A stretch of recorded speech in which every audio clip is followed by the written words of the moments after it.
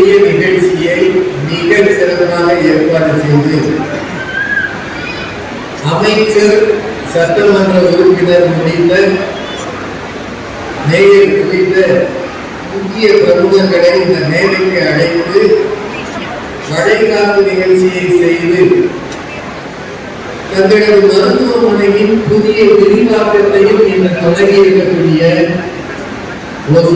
வரம் மருத்துவமனையை சார்ந்த மருத்துவர்களே, நிறுவனர்களே, அங்கே பணியாற்றுகின்ற மருத்துவர்கள், செவிலியர்கள் உள்ளிட்ட பணியாளர்களே,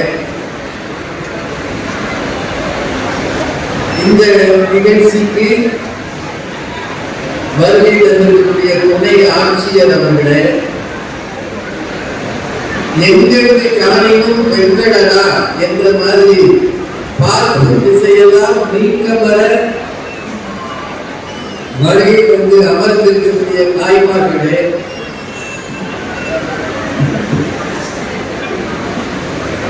மைக்கு வந்து சரிபடணும் அவரது குடும்பத்தினர்களே, ஊடகத்துறை சார்ந்த அன்பர்களே, இந்த பெரிய நிகழ்ச்சியில என்னோடு பேசுவதற்கு வருகை தந்திருக்கக்கூடிய ஆற்றல் மிகு பேச்சாளர் திருமதி பாரதி பாஸ்கர் அவர்களே, உங்கள் அத்தனை பேருக்கும் என்னுடைய அன்பான வணக்கத்தை முதலில் தெரிவித்துக் கொள்கிறேன். இந்த கூட்டத்தில் பேசலாமா இல்ல அப்படியே முடிச்சிடலாமா? இதெல்லாம் அமைதியா இருக்கிறத பார்த்தோன்னே வளைகாப்பு முடிஞ்சோடனே சாப்பாடு அதுக்கு தயாராகிட்டோம் தோணுது. நானும் மேடமும் கொஞ்ச நேரம் பேசலாம் நினைக்கிறோம். பேசலாமா வேண்டாம்? அமைதியா இருக்கிற நான் எப்படி பேசுறது? அந்த காலத்துல வடிவுக்கு வளைகாப்புன்னு ஒரு சினிமா இருந்தது. அப்புறம் மைக்கு நேரம் பாட்டு வந்தது. அக்காவுக்கு வளைகாப்பு, அக்கா முகத்துல புன் சிரிப்பு. இதெல்லாம் பழைய பாட்டு. வளைகாப்பு நடத்துறதுன்றது ஒரு குடும்ப நிகழ்வு. அத ஒரு ஆஸ்பத்திரி சமூக நிகழ்வாக நடத்துகிறார்கள் என்பதை அவர்களை பாராட்ட வேண்டும். இவ்வளவுதான் நீங்க கேட்டுட்டீங்க. ஏறக்குறைய 500 பேரப்பதி வந்து இங்க உட்கார வச்சு அவங்களுக்கு இந்த மாதிரி மரியாதைகள்லாம் செய்து ரொம்ப அழகா பண்ணிக்கிறாங்க. இந்த நேரம் நாங்க வந்து பேசணும்னா எப்படி இருக்கும்? ஆனாலும் அவங்க ரொம்ப அன்பு மிகுதியில எங்களை பேச வச்சிருக்காங்க. மைக்குதான் ரொம்ப தொழில். இவ்வளவு பெரிய இது இந்த அரங்கத்தில் இருக்கிற மைக்கு நாம போவது உயிரை காப்பதற்காக, விரும்புவது உடல் நலத்தை பேணுவதற்காக. ஆனா மகப்பேறுக்காக ஆஸ்பத்திரிக்கு போகும்போதுதான் உயிரை கொண்டு வருவதற்காக போகிறோம். ஒரு உயிர் இன்னொரு உயிரை கொண்டு வரும். தாய்மை பேறு என்பது கடவுள் தருகிற வரம். ஒவ்வொரு குடும்பத்துக்கும் வாரிசை உருவாக்கி தருகிற ஒரு நிகழ்வு. அந்த நிகழ்வுல வரம் மருத்துவமனை தாய்மார்களுக்கு நிறைய உதவிகள் செய்கிறார்கள். தாய்மை பேற்றை அவர்களுக்கு தருவதற்கும் சுகமான பிரசவத்தை தருவதற்கும் டாக்டர் உள்ளிட்ட அத்தனை பேர் வருகிறாங்க. இவர்கள் இப்படி ஒரு நிகழ்ச்சியை ஒசூர்ல நடத்துறாங்கன்றது ரொம்ப அருமையான ஒரு அனுபவம். ஒசூர்ன்றது எங்களை மாதிரி பெக்க வாரே இல்லை. இந்த ஊர்ல இல்லாத மொழியும் கிடையாது. ஊர்ல எல்லா மொழியும் பேசுறாங்க. தமிழை தவிர எல்லாம் பேசுறாங்க. தமிழ் கம்மியா பேசுறாங்க. அதனால இந்த தமிழ்ல பேசினா தெரியும். அவரை நான் பாராட்டுறதா மாட்டிக்கிட்டீங்க. நீங்க எல்லாம் கொஞ்ச நேரம் கேட்பீங்க நம்பிக்கையில தான் ஆளு 10 நிமிஷம் தான் பேசுவோம். சீக்கிரம் முடிச்சிடலாம். இவ்வளவு பொருட்களை இந்த எப்படி எடுத்துட்டு வீட்டுக்கு போறதுன்ற எண்ணத்துல இருக்கிறோம். நீங்கள பேசிட்டு பிள்ளைகள் பிறப்பது என்பது அடுத்த தலைமுறையை உருவாக்குகிற நிகழ்வு. அரசாங்கம் ஒதுக்காதீங்க. முன்னாடி மாதிரி 4-5 கல்வி ஒரு வீட்டுக்கு 1-2 பெற்றுக்கிறது எல்லா நாட்டு அரசாங்கம் கொடுக்குது.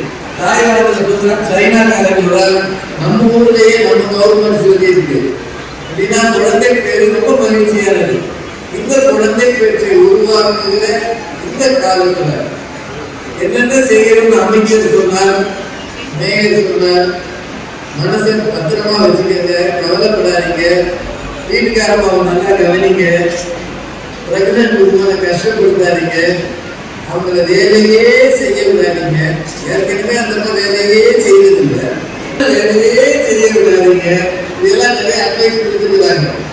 அதனால அந்த அட்வைஸ்களோட எங்களுக்கு எல்லாம் தலைப்பு கொடுத்துருக்குறாங்க. தலைப்புலாம் நம்ம யாரும் கவலைப்படப்படுறது இல்லை. எனக்கு அப்புறம் பாரதி மேடம் பேசுவாங்க. அவங்க ஒரு 1/4 மணி நேரம் பேசின பிறகு நானும் நேரம் இருந்தால் உங்களோட 1-2 விஷயம் சொல்லி நிறைவு செய்யலாம்.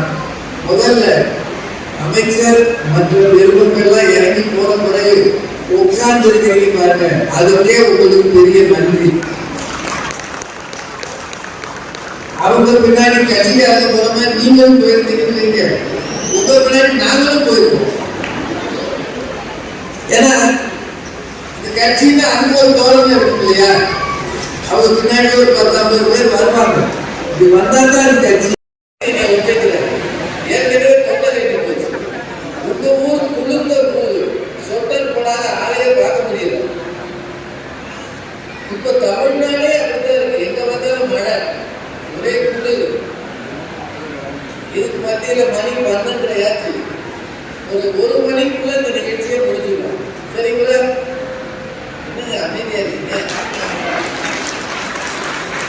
ஒரு பெரிய பேச்சாளர் தமிழ்நாட்டில் எங்க போனாலும் அவங்க சட்டம் தான். எந்த பட்டிமன்றத்திலையும் நான் பேசுறது மறந்து பேசுவேன். நான் எங்க சொன்னாலும் அது தப்புடுவாங்க. ஆனா இன்னைக்கு அப்ப சொல்ல மாட்டாங்கன்னு நினைக்கிறேன்.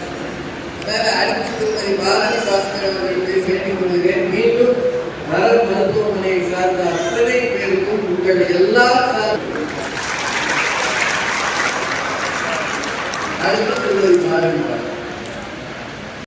தலைமை பொறுப்பிலே இருக்கிற பெரியவர்களே, அந்த பணியாற்றுகின்ற மருத்துவர்களே, செவிலியர்களே, ஏனைய பணியாளர்களே, இன்றைக்கு இந்த அரங்கம் முழுவதையும் நிறைந்து கொண்டிருக்கின்ற அன்பான சகோதரிகளே, அவர்களுடைய பெற்றோர்களே, நிகழ்வுக்கு வந்திருக்கின்ற அன்புக்குரிய சகோதரர்களே, ஊடகத்துறை சார்ந்த நண்பர்களே, எல்லாருக்கும் என்னுடைய பணிபண்பு கலந்த வணக்கம். முதல்ல எனக்கு கூட தான் பசிக்குது. ஆனால் பாவம் நீங்கள் நிறைய பேர் ப்ரெக்னெண்ட்டாக இருக்கீங்க. ப்ரெக்னெண்ட்டாக இருக்கும்போது பசிங்கிறது கொடுமையாக இருக்கும். அதான் நாங்கள் சீக்கிரமாக நிகழ்வை முடித்து விடுகிற எண்ணத்தில் தான் இருக்கோம். என்னன்னா கொஞ்சம் நீங்கள் கை கட்டி உற்சாகமாக இருந்தால் எங்களுக்கும் பேசுறதுல உற்சாகமாக இருக்கும். நான் ஓசூருக்கு வந்து இது 10வது தடவையோ 11வது தடவை இவ்வளவு குறைவாக கை கட்டி நான் பார்த்ததே இல்லை ஓசூர். எனக்கு 2-3 ரிக்வெஸ்ட். 2 திரையிலையும் அட்வர்டைஸ்மெண்ட் வந்து முதல்ல நிறுத்திடுங்க. அது கொஞ்சம் ஸ்டாப் பண்ணிடுங்க. யார் பண்ணிட்டு இருக்கிறது? இவெல்லாம் பண்றாருன்னு நான் நினைச்சேன். அவர் திரும்பி வேற யாரையும் பார்க்கறது. இது இந்த திரை என்பது நாங்க பேசிட்டு இருக்கோம். அதெல்லாம் ஒரு சதி. 3 விஷயம் வேணும்னு சொல்றாரு. ஒண்ணு, கடவுளுடைய அருள் வேண்டும். 2வது, கேட்க வர ஆடியன்ஸ் கேட்கணும்ன்ற மனநிலையோட இருக்கணும். 3வது, மைக் செட் போடுறவரை அவங்க வீட்டுக்காரங்களோட சண்டை போடாம வந்துருக்கணும் சொல்லுங்க. இப்ப இருக்கிற நிலைமை பார்த்தா வீட்டுல பெரிய சண்டைக்கு பிறகு ஒரு வந்த மாதிரி எனக்கு தெரியுது. இந்த நடுவில் சத்தம் வருது, சந்தடி, இதெல்லாம் இருக்கக்கூடாதுன்னா ரொம்ப கஷ்டங்க. ஒரு நிகழ்ச்சியில பேசுறதே கஷ்டம். அதுவும் கொஞ்சம் அவங்க நினைச்சதை விட லேட் ஆயிடுச்சு. அதற்கு பிறகு இது அத்தனையும் வாங்கிக்கிட்டு நீங்களாம் சாப்பிடணும். இவ்வளவு இருக்கிற போது பேசுறதே கஷ்டம். அதனால மைக் போடுறவங்க தயவு செய்து கொஞ்சம் நீங்க அவர் எப்பவும் பேசிட்டே இல்லை. அப்புறம் 2வது பிரச்சனை, இந்த ஓவர் காலமா நின்றுட்டு பேசுறவங்க. நீங்க எல்லாம் முன்னாடி நீங்களும் பேச்ச கேட்கணும் தானே. நீ முன்னாடி சைட்ல இருந்து யாரும் பேசாதீங்க. நம்ம நிகழ்ச்சியை தொகுத்து வைக்கலாமா கூட வந்துடலாம். எல்லாரும் முன்னாடி சைட்ல இருந்து பேசிட்டே இருந்தா சங்கடமா இருக்கும். இவ்வளவு பேர் நிற்க வேண்டிய தேவையில்லை. நீங்க உட்காரலாம்.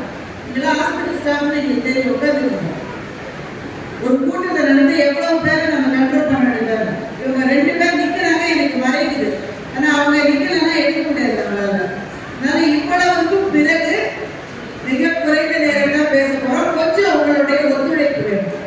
முதல் விஷயம், வர மருத்துவமனைக்கு என்னுடைய வாழ்த்துக்கள். நம்முடைய சமுதாயத்துல பல வகுப்புகள்ல வளைகாப்பு என்பதை முதல் குழந்தைக்கு தான் கொஞ்சம் பெருசா நடத்துவாங்க.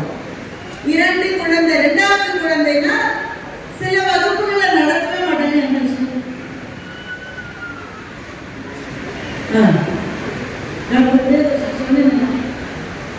சொன்னேங்க.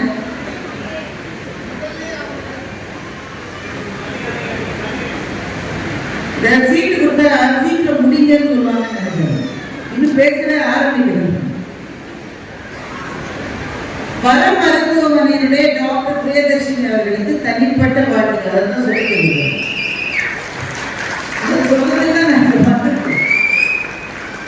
சில வகுப்புகள் இந்த 2வது குழந்தைக்கு நடத்தவே மாட்டாங்க வளர்க்காம. அப்படி நடத்தினாலும் முதல் குழந்தைக்கு செய்யற அளவுக்கு பெரிய அளவு செய்ய மாட்டாங்க.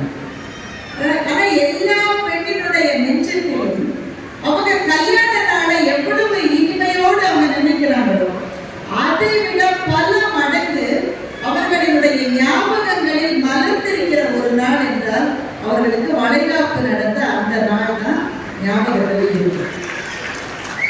அது முதல் டெலிவரினால மனசுக்குள்ள பலவிதமான ஒரு பயம் இருக்கும். எப்படி இருக்குமோ என்ன நிறைய பேர் இந்த வலியை பத்தி சொல்லி நம்ம ஒரு மாதிரி மைண்டை செட் பண்ணிக்குவாங்க. சினிமாலாம் பார்த்தீங்கன்னா அந்த நேரத்தில் அந்த அம்மா யாரும் கத்தியால முடி நமதி கக்கும். அப்படிலாம் வலியில முதல்ல பயப்படாதீங்க. இந்த வலின்றது விடாம இருந்துட்டே இருக்கிற மாதிரி கத்துற மாதிரி சினிமாலாம் வந்து நம்ம மைண்டை செட் பண்ணிருக்காங்க. முதல்ல உங்ககிட்ட நான் சொல்ல வர்ற விஷயம் என்னன்னா, அந்த முதல் பிரசவத்துக்காக காத்திருக்கிற அந்த 9 மாதம் ஒரு காலம் என்பது நம்முடைய வாழ்க்கையில மிக மிக முக்கியமான ஒரு காலகட்டம். அதற்கு பிறகு அந்த குழந்தைய முதல்ல நம்ம கண்ணுல காட்டுகிற போது நமக்கு ஒரு பெருமிதமும் ஒரு மகிழ்ச்சி வரும் பாருங்க. இந்த வாழ்நாள்ல அதுக்கு ஈடு இணை என்பது எதுவுமே கிடையாது. அதனால அந்த சந்தோஷமான காலத்துல இருங்க. இன்னொன்னு நினைச்சுங்க, இப்ப நம்மளை கவனிக்கிற மாதிரி வாழ்க்கையில் இந்த பிறகு எப்பவுமே கவனிக்கணும். அதனால எவ்வளவு முடியுமோ அவ்வளவு தூரம் நம்ம கணவரை வேலை செய்யுங்க. இதை வந்து செய்ய போறது இல்லை. மாமியார் மாமனார நல்ல வேலை வாங்குங்க. அம்மா அப்பா தானே செய்வாங்க, நீங்க வேலை வாங்கணுன்றது இல்லை. அதனால நல்லா இருக்க போற ஒரு காலகட்டம் அப்சல்யூட்லி ஹாப்பி. அதுதான் இந்த 9 மாதம் ஒரு வாரத்தினுடைய முக்கியமான பணி உங்களுக்கு. இதை கூடுதலா நம்மை மகிழ்ச்சிப்படுத்துவதற்காகத்தான் வளைகாப்பு என்கிற அழகான சடங்கு. வளையல் பிடிக்காத எந்த பெண்ணாவது இருக்க முடியுமா? ரொம்ப நாள் முன்னாடி எம்ஜிஆர் சினிமாவில் ஒரு பாட்டு வரும், கல்யாண பொண்ணுக்கு அண்ணான கண்டு கொண்டாடி வரும் வளையல். ரொம்ப முக்கியமான ஒரு வரி இருக்கு. மாமனார மாமியார சாமியார போவதற்கு மந்திரிச்சு தந்த வளையல் பாலிவுட் ஒரு நினைவு எழுதிப்பார். வளையல் என்பது இனிமையான நினைவுகளை தருகிற ஒரு விஷயம். கல்யாண புதுசுல மனைவியினுடைய வளையல்கள் 2-3 ஒன்றோடு ஒன்று சிலுங்குகிற சத்தத்தை ஒரு கவிதை போல நினைக்காத கணவர்களே இருக்க முடியாது. அதுவும் கூட காலையில என்ன சில பேர் இருக்காங்க, நீங்க சொல்றது எனக்கு கேட்குதுங்க. அவ்வளவு மகிழ்ச்சியான ஒரு அழகான விழாவை திருவிழா போல ஏற்பாடு செய்கிற ஐடியா டாக்டர் பிரியதர்ஷினி வந்ததா, டாக்டர் வெங்கடி வந்ததா தெரியல. யாருக்கு வந்தாலும் அவர்களுக்கு என்னுடைய வாழ்த்துக்கள். ஒசூருக்கு வந்த இந்த நேரத்துல எனக்கு ரொம்ப ஒரு பெரிய சர்ப்ரைஸ் உங்களுடைய டெப்டி கலெக்டர் வாழ்வு. உங்க வயதுல மிக இளையவர், 21 பேட்ச் ஆகும். ரொம்ப இளையவர்.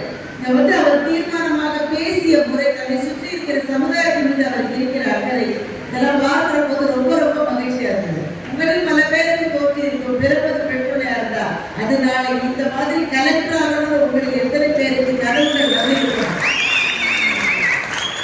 என்று நான் யோசிக்கிறேன்.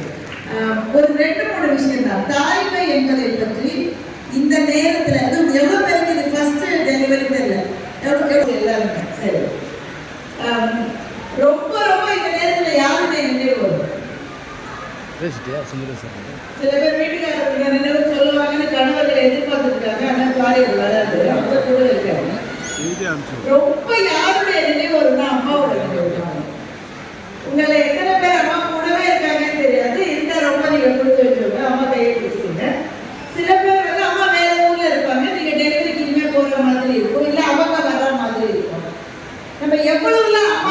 பேசியிருப்போம், அப்படிதானே?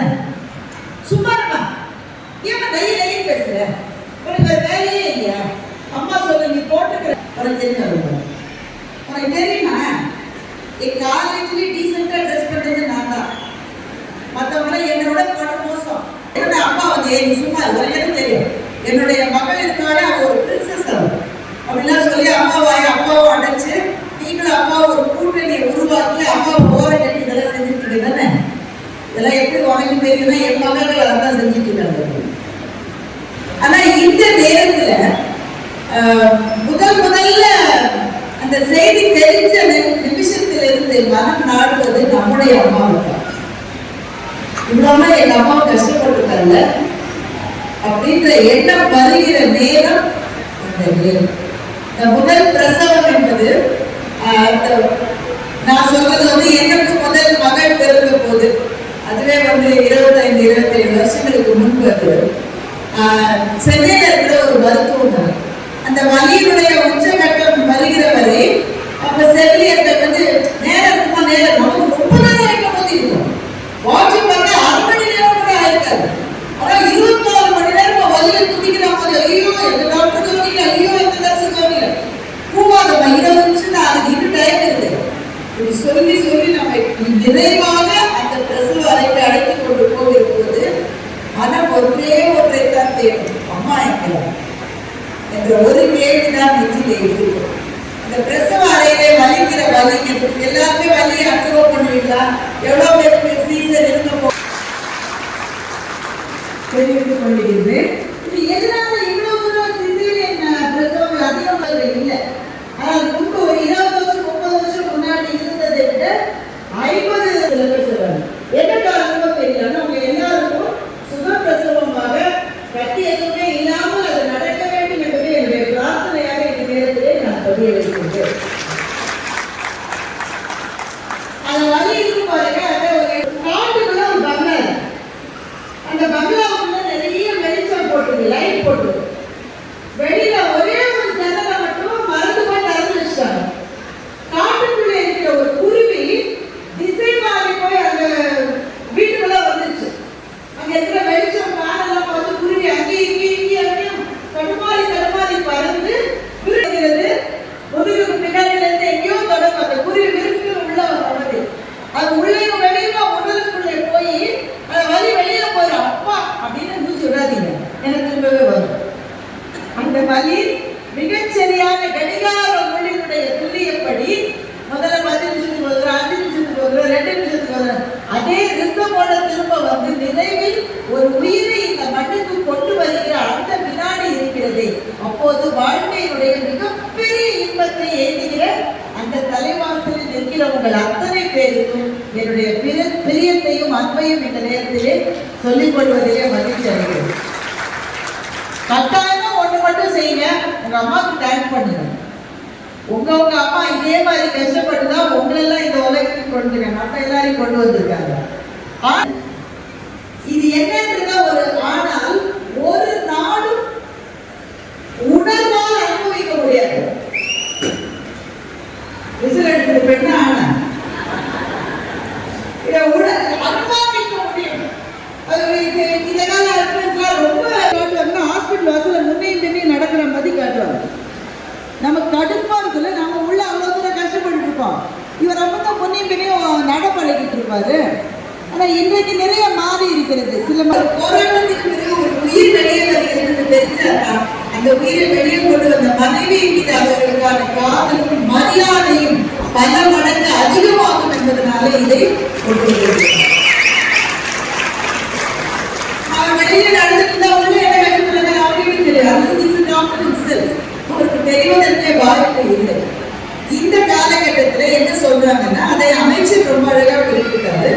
கர்ப்ப காலத்தில் உங்களுடைய மனம் எதை நாடுகிறதோ பிள்ளைக்கும் அதுல ஒரு ஆர்வம் வரும் என்பது இப்போது கிட்டத்தட்ட நிரூபிக்கப்பட்ட விஞ்ஞான ரீதியான உண்மையாக இருக்கிறது. டாக்டர் பாலமுரளி கிருஷ்ணன் பெரிய பாடகர் இருந்தார். ஒருவேளை நீங்க கேள்விப்பட்டிருக்கீங்க. மிக மிக மகத்தான பாடல்கள். ஒரு நாள் போதுமா இன்னொரு நாள் போதுமா என்ற அபாரமான பாடலை அவர்தான் பாடினார். பாலமுரளி கிருஷ்ணா வந்து ஒரு பெரும் சங்கீத மேதை. குருவே இல்லாமல் இசையை கற்றுக்கொண்டவர். உங்களை எப்படி என்றால் அவர் வயத்துல இருந்த காலத்துல அவங்க அம்மா வீணை வாசிட்டே இருப்பாங்க. அது 5 மாதத்திலிருந்தே குழந்தைகளால் அதை நன்றாக அவதானிக்க முடியும் சொல்லுவாங்க. உடனே நீங்க எல்லாரும் வீணை வாசிங்க நான் சொல்லலை, யாரும் தெரிஞ்சுக்கோ வாசிங்க. உங்களுடைய மனம் எதில் ஈடுபடுகிறதோ அந்த ஆக்டிவிட்டியை குறைக்காதீங்க. இப்ப சமீபத்தில் பாரிஸ் ஒலிம்பிக் நடந்தது, ஞாபகம் இல்லையா? பாரிஸ்ல ஒலிம்பிக் நடந்தது இல்ல? ஒலிம்பிக்ல ஒவ்வொரு முறையும் இந்த ஒலிம்பிக்ல எது ரொம்ப ஸ்பெஷல் ஒரு லிஸ்ட் போடுவோம். எல்லாரும் 4 வருஷத்துக்கு ஒரு தடவை ஒலிம்பிக் நடக்குது, இந்த ஒலிம்பிக்ல எது ரொம்ப ஸ்பெஷல் ஒரு லிஸ்ட் போடுவாங்க. இந்த தடவை அந்த லிஸ்ட்ல இருக்க முதல் விஷயம் என்ன தெரியுமா? இந்த பாரிஸ் ஒலிம்பிக்ல 4 பேர் 4 மாதத்திலிருந்து 4 மாதம் 5 மாதம் வரை பிரெக்னண்டா இருந்த பெண்கள் மெடல் வின் பண்ணிருக்காங்க. பாரிஸ் ஒலிம்பிக் என்றது நம்ம மாதிரி எல்லா உறுப்புகளும் சரியா இருக்கிறது. பாரா ஒலிம்பிக் நடக்குது, அதாவது உடலிலே ஏதாவது ஒரு உறுப்பு சரியாக இயங்காதது, டிஃபரெண்ட்லி மாற்றுத்திறனாளிகளுக்கான ஒலிம்பிக். பாரா ஒலிம்பிக்ல பதக்கம் வாங்கின 2 பெண்கள் பிரெக்னண்டா இருக்கிறது.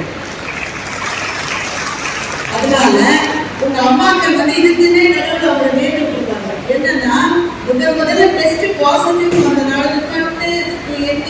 பட்டு உட்காந்து சுட்டு உன்னுடைய இலையில கொண்டு வந்து போடுறேன் அப்படின்னு சொன்னாங்க. மாமியார்கள் இப்ப அதை செய்யலாம்.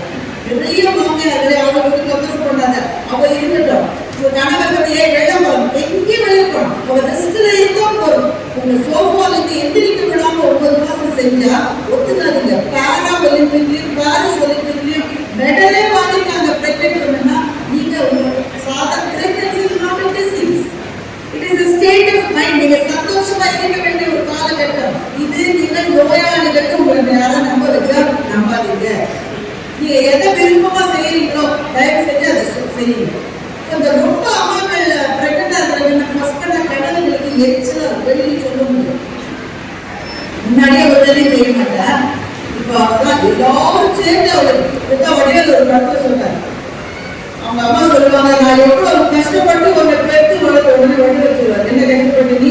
நான் எல்லாம் கஷ்டப்பட்ட உள்ள ஒரு லைட் உண்டா, ஒரு ஃபேன் உண்டா, ஒரு கேஸ் உண்டா, எப்ப பாரு நான் இருந்தே இருந்தேன். நீ என்ன புது புடவை என்ன, புது நகை என்ன, அவங்க வீட்டுல விருந்து என்ன, நீ நல்லா முழுகி நல்லா இருந்துட்டு உள்ள நான் எல்லாம் ஏற்பட்டு சொல்லுவாரு. அந்த மனநிலையில பிரெக்னன்சியை பார்க்கக்கூடாது.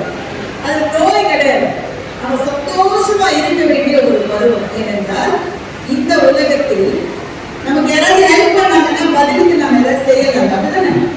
எந்த வசதி இருக்கு, நம்ம வாய்ப்பு என்ன வேணா செய்யலாம். டெப்டி கலெக்டர் மேடம் மாதிரி இருக்கிறவங்க அவங்கள சார்ந்தவர்களுக்கு மாத்திரம் ஒரு சமூகத்துக்கே என்ன செய்யலாம்னு யோசிக்கிறவங்க இருக்காங்க.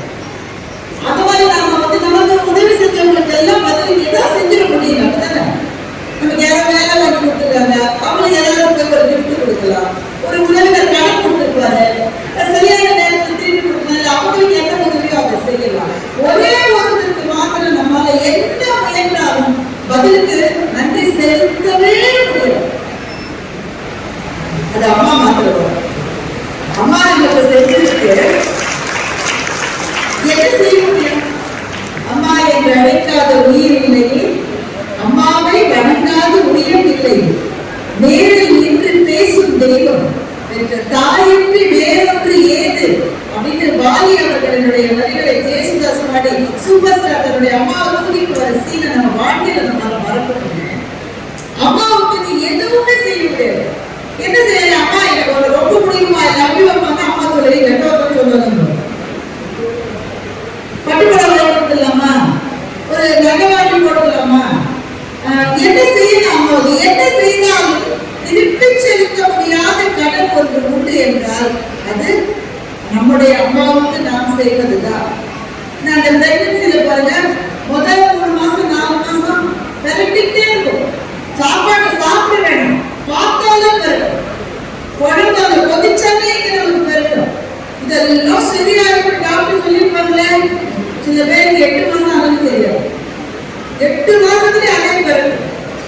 சில பேருக்கு ஜஸ்ட் ஆப்போசிட் பசிச்சுட்டே இருக்கும். நல்லா ஆபீஸ்க்கு போற போது பிரெக்னெண்டா இருந்த போது 5 டப்பா எடுத்துப்போம், 5 டப்பா. ஏன்னா அவங்க சாப்பிட்டு கை கழுவிட்டு வந்து திரும்ப உடனே பசிக்கிற மாதிரி இருக்கும்.